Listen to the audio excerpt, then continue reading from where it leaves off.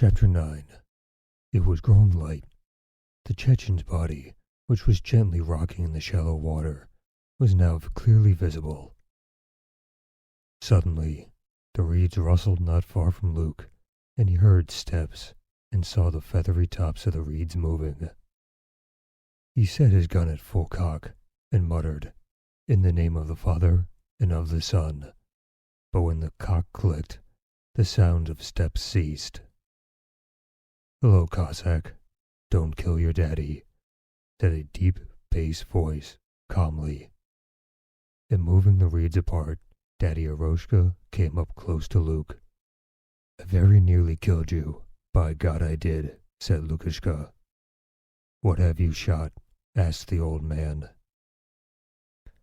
His sonorous voice resounded through the wood and downward along the river, suddenly dispelling the mysterious quiet of the night around the Cossack. It was as if everything had suddenly become lighter and more distinct. "There now, uncle. You have not seen anything, but I've killed a beast," said Lukashka, uncocking his gun and getting up with unnatural calmness. The old man was staring intently at the white back, now clearly visible, against which the Terek rippled. He was swimming with a log on his back. I spied him out. "Look. There, he's got blue trousers. And a gun, I think. Do you see?" inquired Luke. "How can one help seeing?" said the old man angrily, and a serious, stern expression appeared on his face. "You've killed a brave," he said, apparently with regret. "Well, I sat here and suddenly saw something dark on the other side. I spied him when he was still over there, and it was as if a man had come there and fallen in. Strange. And a piece of driftwood, a good-sized piece, comes floating, not with the stream, but across it. And what do I see but a head appearing from underneath it? Strange. I stretched out of the reeds, but could see nothing, and then I rose, and he must have heard, the beast, and crept out into the shallow and looked about. 'No, you don't,' I said, as soon as he landed and looked around. 'You won't get away.' Oh, there was something choking me. I got my gun ready, but did not stir, and looked out. He waited a little, and then swam out again, and when he came into the moonlight, I could see his whole back. 'In the name of the Father, and of the Son, and the Holy Ghost.' And through the smoke I see him struggling. He moaned, or it seemed to me. Ah, I thought, the Lord be thanked, I killed him. And when he drifted into the sandbank, I could see him distinctly. He tried to get up, but couldn't. He struggled a bit, and then lay down. Everything could be seen. Look, he does not move. He must be dead. The Cossacks have gone back to the cordon, in case there should be any more of them." "And so you got him," said the old man.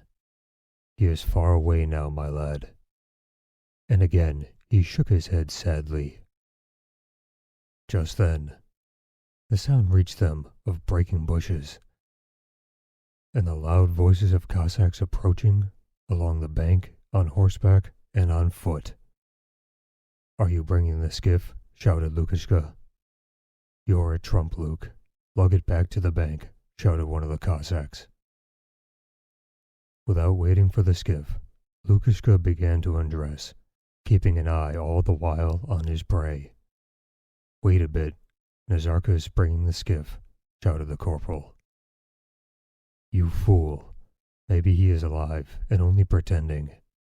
Take your dagger with you," shouted another Cossack. "Get along," cried Luke, pulling off his trousers. He quickly undressed, and crossing himself, jumped, plunging with a splash, into the river. Then, with long strokes of his white arms, lifting his back high out of the water and breathing deeply, he swam across the current of the Terek towards the shallows. crowd of Cossacks stood on the bank, talking loudly. 3 horsemen rode off to patrol. The skiff appeared around the bend. Lukashka stood up on the sandbank, leaning over the body, and gave it a couple of shakes. "Quite dead," he shouted in a shrill voice. The Chechen had been shot in the head. He had on a pair of blue trousers, a shirt, and a Circassian coat, and a gun and a dagger were tied to his back. Above all these, a large branch was tied, and it was this which had first misled Lukashka. "What a carp you've landed!" cried one of the Cossacks, who had assembled in a circle, as the body, lifted out of the skiff, was laid on the bank, pressing down the grass.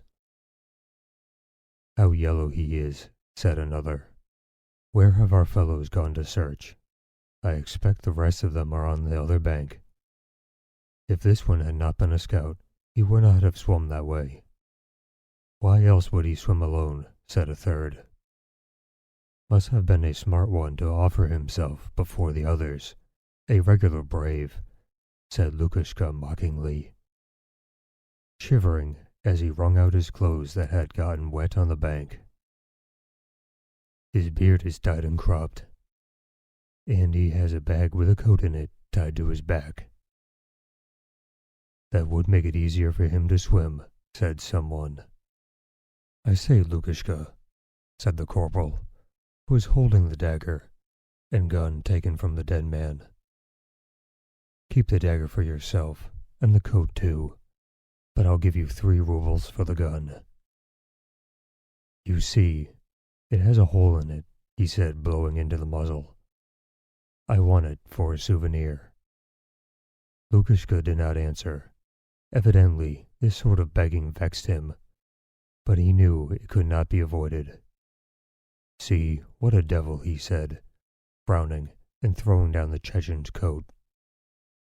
"At least if it were a good coat, but it's a mere rag." "It'll do to fetch firewood in," said one of the Cossacks.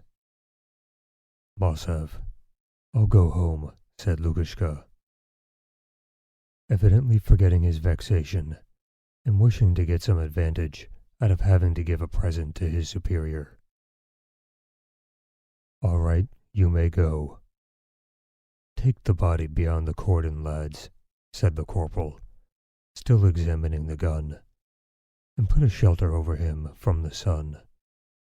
Perhaps they'll send from the mountains to ransom it." "It's not hot yet," said someone, "and supposing a jackal tears him." "Would that be well?" marked another Cossack. "We'll set a watch.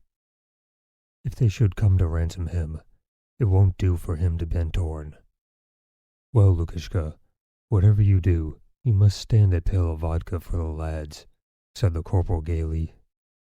"Of course, that's the custom," chimed in the Cossacks. "See what luck God has sent you. Without ever having seen anything of the kind before, you killed a brave. Buy the dagger and the coat, and don't be stingy, and I'll let you have the trousers too," said Lukashka. "They're too tight for me. He was a thin devil." One of the Cossacks bought the coat for a ruble, and the other gave the price of 2 pails of vodka for the dagger. "Drink, lads. I'll stand you a pail," said Luke. "I'll bring it myself from the village, and cut up the trousers into kerchiefs for the girls," said Nazarka. The Cossacks burst out laughing. "Have done laughing," said the corporal, "and take the body away. Why have you put the nasty thing by the hut? What are you standing there for? Haul him along, lads," shouted Lukashka in a commanding voice to the Cossacks, who reluctantly took hold of the body, obeying him as though he were their chief. After dragging the body along for a few steps, the Cossacks let the legs fall, which dropped with a lifeless jerk, and stepping apart, they then stood silent for a few moments. Nazarka came up and straightened the head which was turned to one side, so that the round wound above the temple and the whole of the dead man's face were visible. "See what a mark he has made right in the brain," he said. "He won't get lost. His owners will always know him." No one answered, and again the angel of silence flew over the Cossacks. The sun had risen high, and its diverging beams were lighting up the dewy grass. Nearby, the Terek murmured in the awakened wood, and greeting the morning, the pheasants called to one another. The Cossacks stood still and silent around the dead man, gazing at him. The brown body, with nothing on but the wet blue trousers, held by a girdle over the sunken stomach, was well-shaped and handsome. The muscular arms lay stretched out by his sides. The blue, freshly shaven, round head, with the clotted wound on one side of it, was thrown back. The smooth, tanned forehead contrasted sharply with the shaven part of the head. The open, glassy eyes, with lowered pupils, stared upwards, seeming to gaze past everything.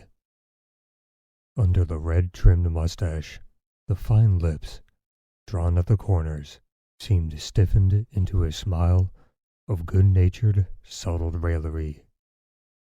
The fingers of the small hands, covered with red hairs, were bent inward, and the nails were dyed red. Lukashka had not yet dressed. He was wet.